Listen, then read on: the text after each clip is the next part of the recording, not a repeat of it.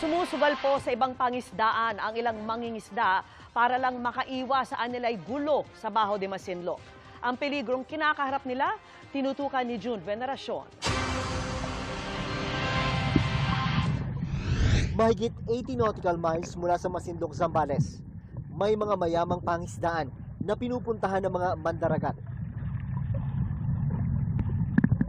Sila ang mga piniling umiwas sa gulo sa Baho de Masinloc na laging okupado ng China Coast Guard. Pero mas pipiliin pa rin daw nilang dito muna mangisda, imbis na sa Baho de Masinloc.